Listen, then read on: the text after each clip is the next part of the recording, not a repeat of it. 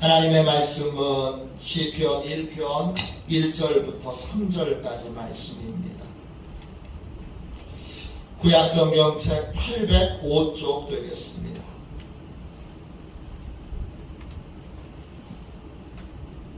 구약성경 805쪽 시편 1편 1절부터 3절까지 말씀입니다.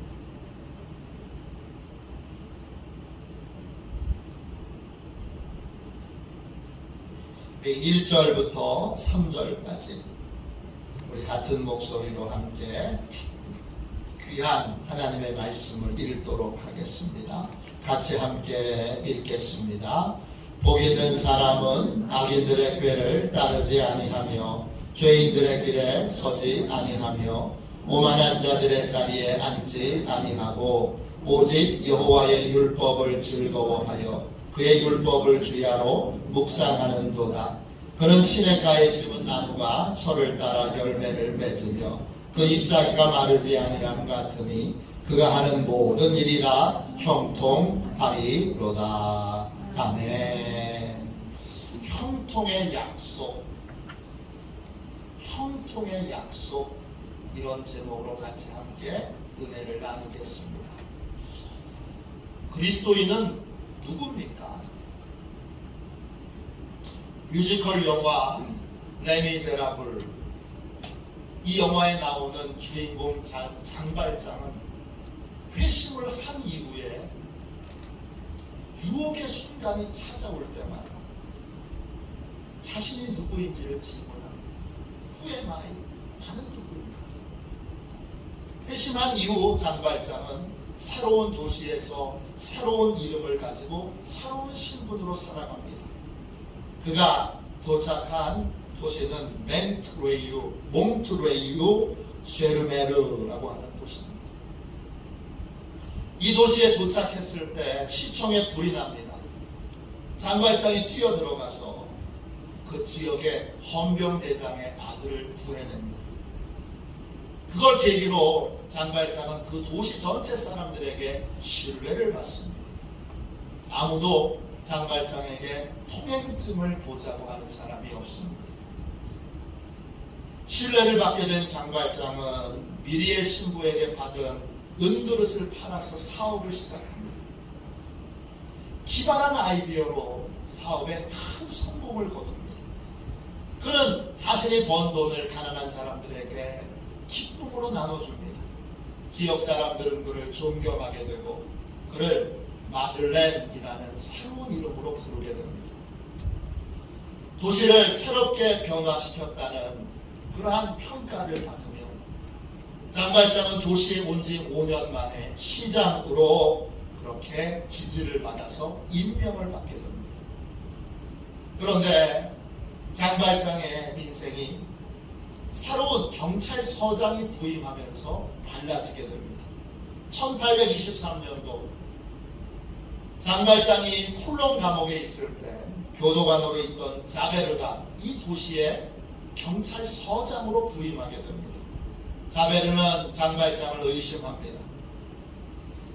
새로운 시장이 임시 석방 상태에서 도주했던 장발장으로 의심되니 시장직에서 파면해달라고 경찰청에 편지를 보냅니다. 그런데 경찰청의 답장이 장발장이 예상했던 것과 다릅니다. 장발장으로 의심되는 사람이 이미 체포되어서 아라스라고 하는 도시에 있으니까 그 사람은 장발장이 아닐 거라, 이렇게 답장이 옵니다.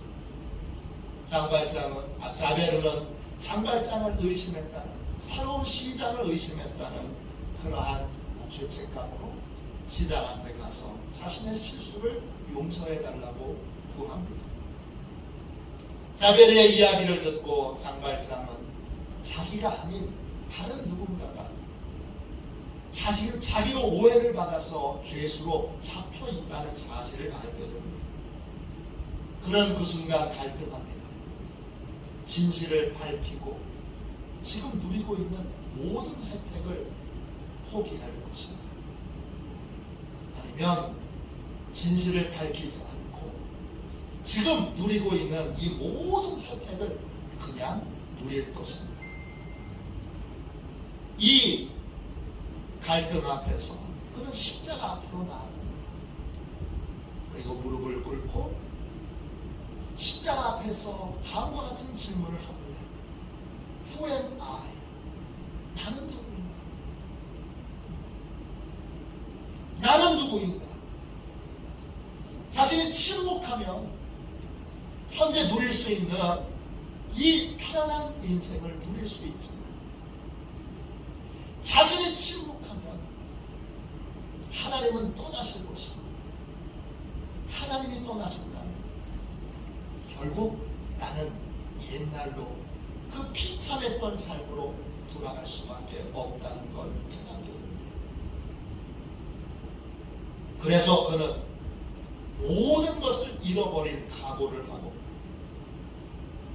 하나님을 버릴 수 없기에 아라스라고 하는 도시로 가서 자신이 장발장이고 툴론 감옥에 갇혔던 죄수 육사 육고민임을 밝히게 됩니다. 우리도 유혹의 순간에 설 때마다 Who am I? 내가 누구인지를 스스로에게 물어야 합니다. 나는 누굽니까? 예수 믿는 나는 누굽니까? 오늘 읽은 말씀에 보면 나는 복 있는 사람입니다. 나는 예수님에게 심겨진 나무입니다. 나는 형통을 약속받은 사람입니다. 시편 1편 3절입니다. 그는 시냇가에 심은 나무가 철을 따라 열매를 맺으며 그 잎사귀가 마르지 아니함 같으니 그가 하는 모든 일이 다 형통하리로다. 모든 그리스도인들은 시냇가에 심은 나무입니다. 이때 시냇가는 히브리어로 팔레그, 자연적으로 만들어진 것이 아니라 특별한 목적으로 만들어진 수로, 운하, 도랑을 말합니다. 즉 하나님이 특별한 목적과 특별한 방법으로 만드신 은혜의 통로, 구원의 통로를 말합니다. 이 시냇가는 예수 그리스도를 상징합니다. 예수님은 특별한 목적으로 이 땅에 오셨습니다. 우리는 예수님에게 심겨진 나무입니다. 심어졌다, 심겨졌다 이 말은 헬라말로, 히브리 말로 사칼입니다. 뜻은 옮겨 심었다는 뜻입니다. 원래 심겨져 있던 자리에서 뽑혀서 예수 그리스도에게 다시 심겨진 인생, 그 사람이 바로 그리스도인입니다. 하나님께서는 그리스도인에게 형통을 약속하셨습니다. 나는 형통을 약속받은 사람입니다. 형통이란 무엇입니까? 형통이란 히브리어로 찰라입니다. 찰라 또는 짤라입니다. 뜻은 향상되다, 성장하다, 번영하다 이런 뜻입니다. 형통이란 계속 성장하는 것이고, 그리고 형통이란 계속 향상되는 것입니다. 어떤 장애나 어떤 문제가 있어도 능히 극복하고 돌파하는 것, 그것이 형통입니다. 그러므로 예수님께 심겨진 사람은 상황이나 환경을 핑계 삼지 않습니다. 어떤 어려움도, 어떤 문제도, 어떤 한계도 반드시 극복하고 이겨냅니다. 그래서 때를 따라 열매를 맺게 됩니다. 열매란 히브리어로 페리입니다. 뜻은 결과, 보수, 보상입니다. 결국 열매란 성장하고 돌파하여 결과를 얻는 삶을 사는 것입니다. 하나님은 예수님에게 심겨진 모든 사람에게 이런 형통을 약속하셨습니다. 이 형통의 약속에 여러분의 이름을 적으십시오. 나를 위한 하나님의 약속. 나는 예수님에게 심겨졌기에 반드시 형통할 사람. 그렇게 여러분의 이름을 적어보십시오. 하나님이 형통을 다른 사람이 아닌 나에게 약속하셨다.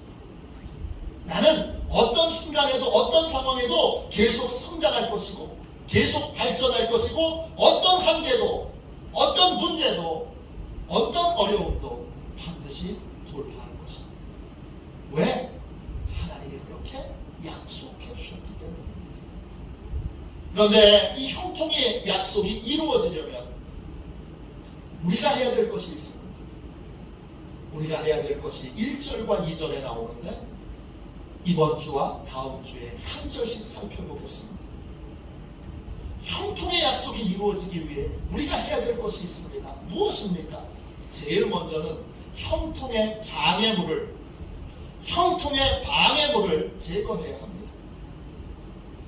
우리는 예수님에게 심겨졌습니다. 그래서 형통합니다.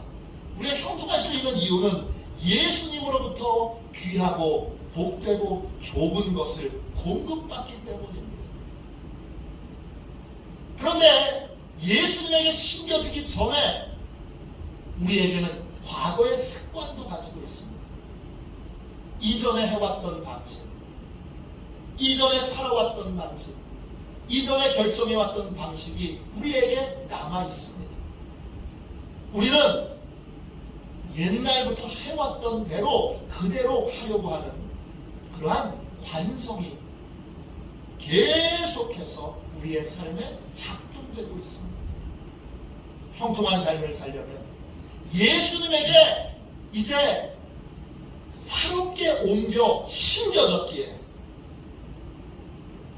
이전의 삶의 방식, 세상의 해결 방식, 이것을 거절해야 합니다. 이전의 삶의 방식이 바로 형통의 방해물입니다. 새로운 땅에서 예수님을 통하여 복되고 귀한 것을 공급받으려면, 형통을 누리려면 이전에 공급받았던 것들을 거절할 수 있어야 합니다. 구체적으로 무엇입니까? 거절해야 될 것이 1절에 나와 있습니다. 세 가지입니다. 형통의 방해물에는 어떤 것이 있습니까? 첫 번째, 하나님을 두려워하지 않는 사람들의 조언이 있습니다. 우리는 하나님을 두려워하지 않는 사람의 조언을 거절해야 합니다. 오늘 말씀 1절을 보세요. 복 있는 사람은 악인들의 꾀를 따르지 아니하며 죄인들의 길에 서지 아니하며 오만한 자들의 자리에 앉지 아니하고 그랬습니다. 형통한 삶을 살려면, 하나님의 약속이 이루어지려면 악인들의 꾀를 거절해야 합니다. 이때 악인들은 히브리어로 라사, 하나님을 두려워하지 않는 사람을 뜻합니다. 하나님을 두려워하지 않는 사람에게 꾀가 있습니다. 그 꾀가 히브리어로 에사입니다. 조언, 충고, 진단, 목표, 계획입니다. 형통한 삶을 살려면 하나님을 두려워하지 않는 사람의 조언이나 충고나 진단을 거절해야 합니다. 또 하나님을 두려워하지 않는 사람의 계획이나 목표에 참여하지 말아야 합니다. 왜냐? 하나님을 믿는 사람과 하나님을 두려워하지 않는 사람은 삶의 이유와 목적이 다르기 때문입니다. 중학교 때 입교를 했습니다. 담임 목사님께서 세례자와 입교자들을 함께 모아서 교육을 하셨는데, 제가 다녔던 교회가 장로교회라 웨스터민스터 소요리 문답서로 교육을 했습니다. 소요리 문답서는 기독교 신앙의 핵심들을 질문하고 대답하는 형식으로 공부하는 책입니다. 소요리 문답 첫 번째 질문 이것입니다. 제가 여러 번 말씀드렸죠. 사람의 제일 되는 목적이 무엇입니까? 담임 목사님이 이렇게 물으시면 교육받는 분들이 이렇게 대답합니다. 사람의 제일 되는 목적은 하나님을 영원롭게 하고 그를 영원히 즐거워하는 것입니다. 이렇게 대답하면 담임 목사님이 또 설명해 주십니다. 하나님을 믿는 사람은, 하나님을 믿지 않는 사람, 하나님을 두려워하지 않는 사람과 다른 목적으로 인생을 살아갑니다.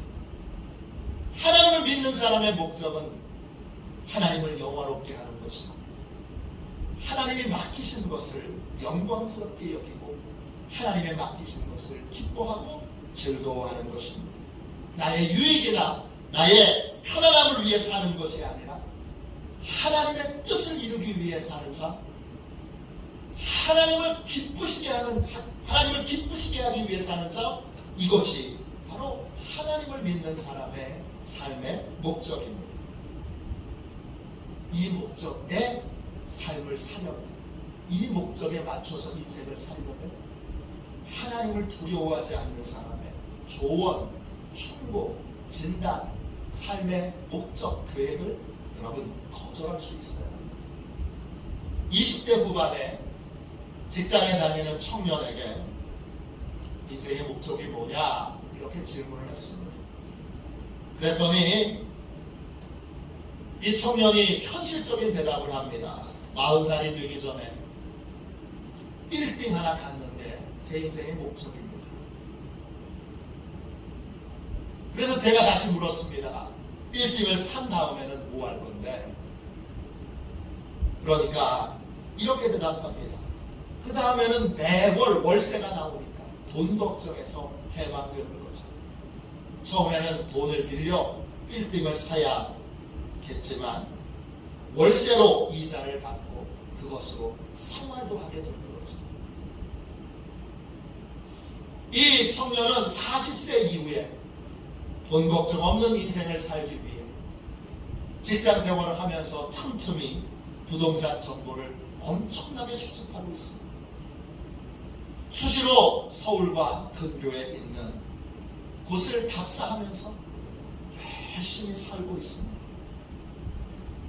이런 게 여러분, 이런 삶의 목표가 하나님을 믿는 사람의 삶의 목표인가요? 아닙니다. 왜 아니죠?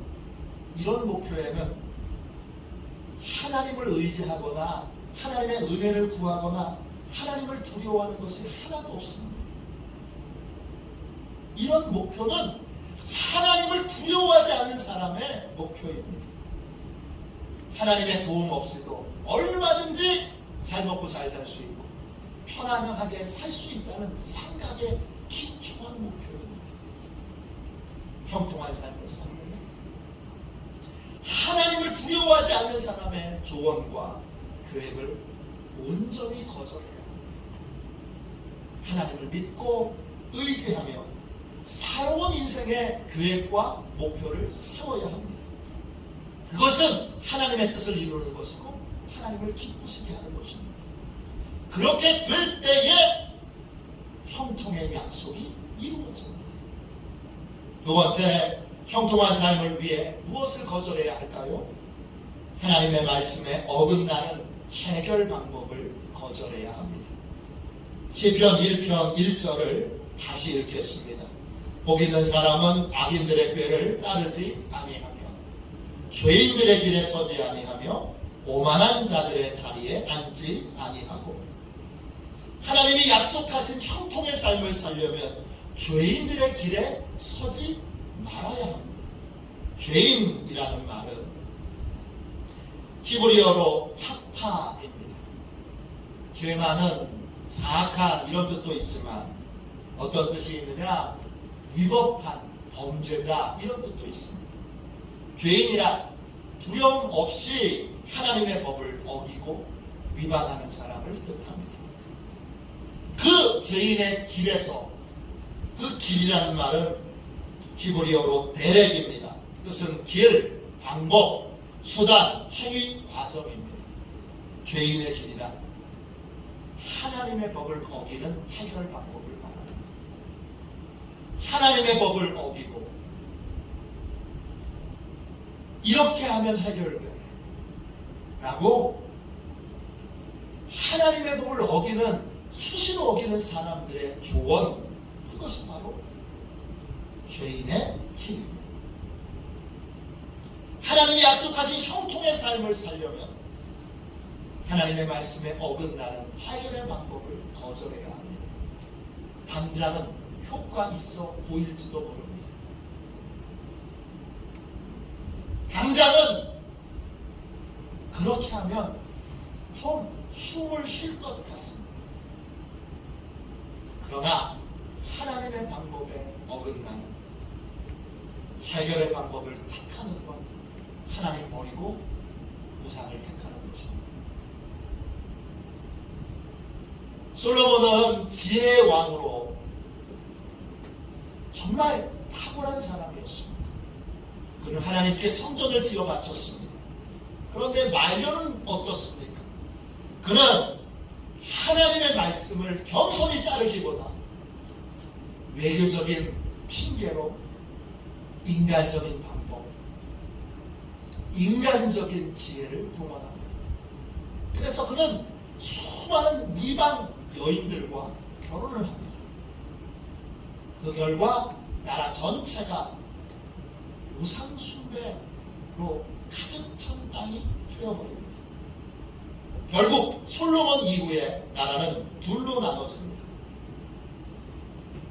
효율성을 따져서 어떤 데가 효율성이 있느냐, 이 효율성의 유혹에 넘어가지 마십시오.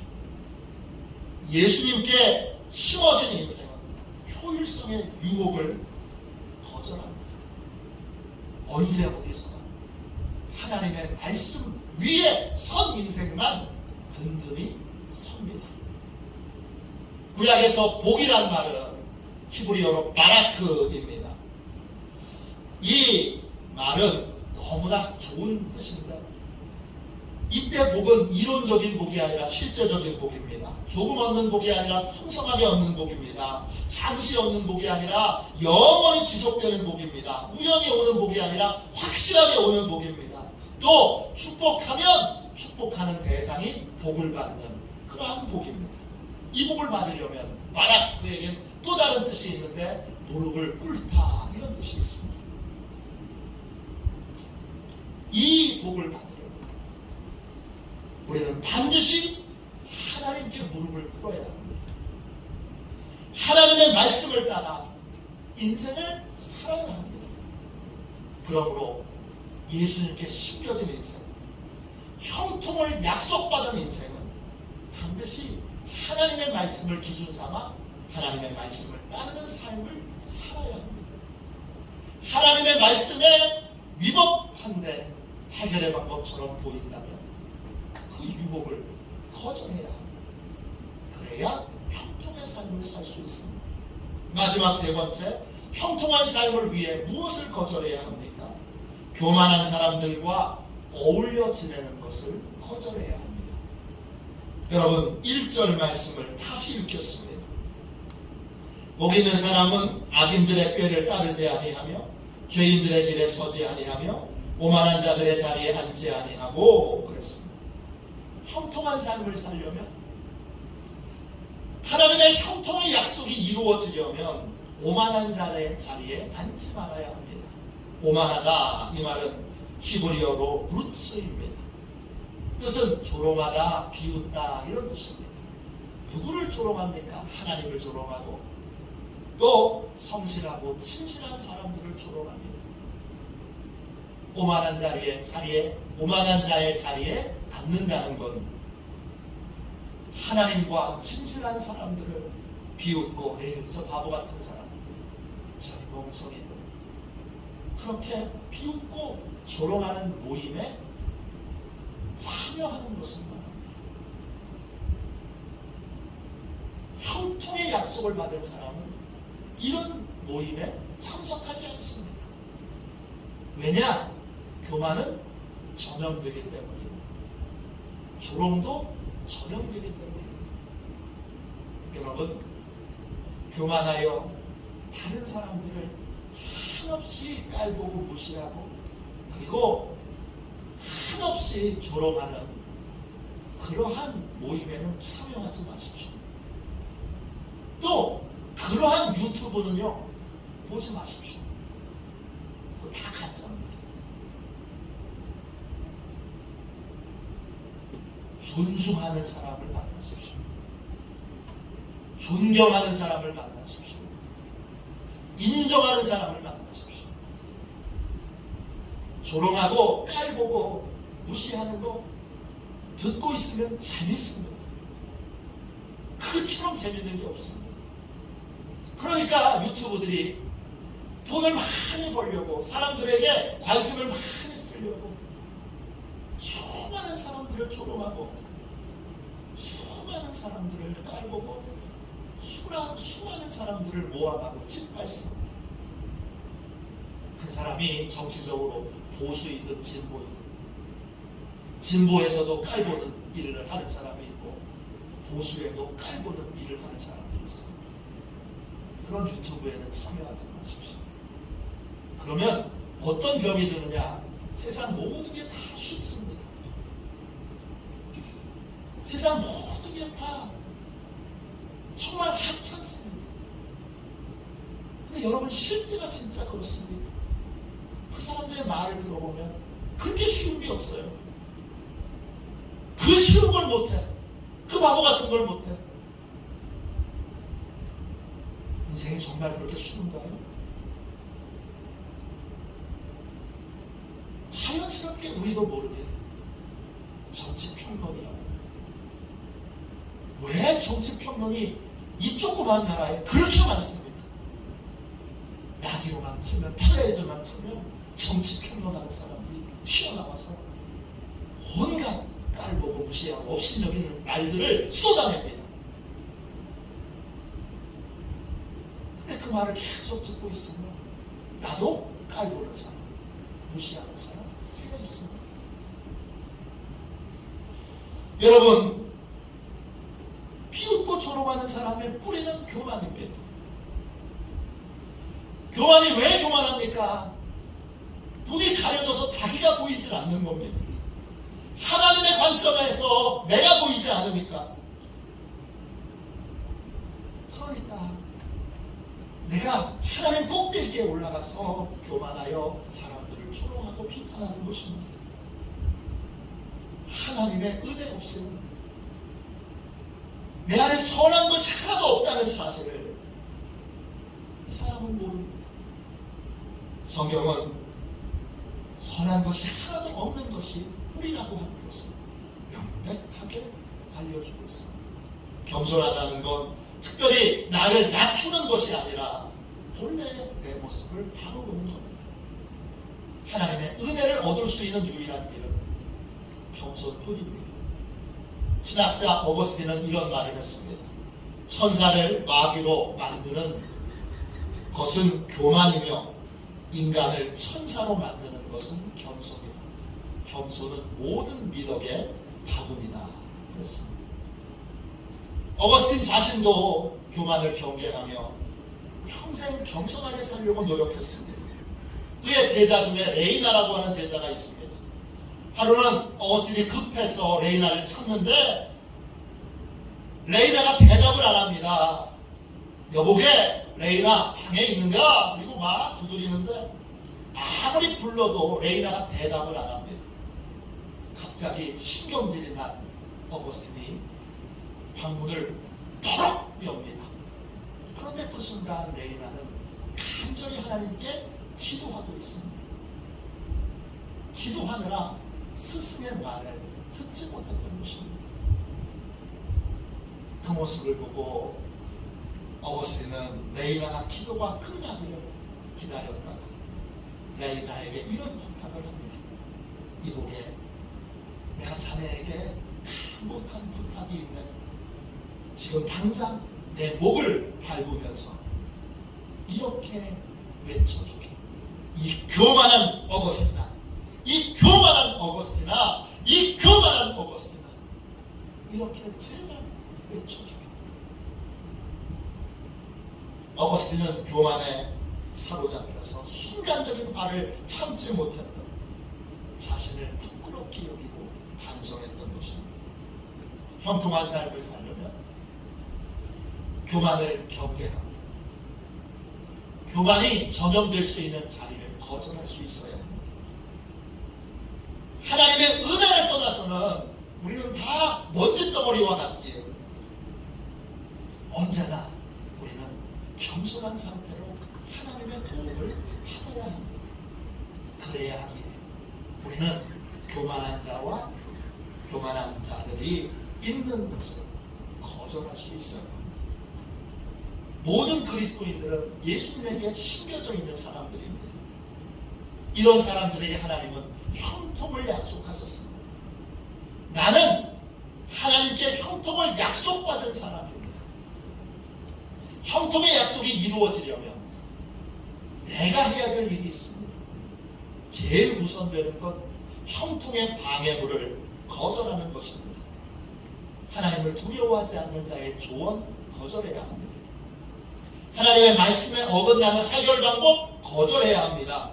교만한 사람과 어울리는 삶 거절해야 됩니다. 거절해야 여러분 복되고 좋은 것이 우리 인생에 들어올 수 있습니다. 이 형통의 방해거리가 내 마음의 중심에 꽉 들여차 있다면 예수님으로부터 좋은 것이 복된 것이 들어올 수 없습니다. 그러므로 형통의 약속을 받은 모든 자들은 형통의 방해물들을 믿음으로 온전히 거절해야 합니다. 그래야 형통한 삶을 살 수 있습니다. 형통의 약속이 이루어질 수 있습니다. 저와 여러분 형통의 약속이 이루어지는 복된 인생이 되시기를 주님의 이름으로 축원합니다. 우리 이 시간 찬송가 438장 함께 찬양하겠습니다. 1절만 함께 두 번 찬양하고 하나님 형통의 장애물들, 방해물들을 믿음으로 온전히 거절했습니다. 예수님으로부터 복된 것, 귀한 것, 존귀한 것들만 내 영혼에 들어와 가득 차게 해 주십시오. 이렇게 우리 통성으로 기도하겠습니다.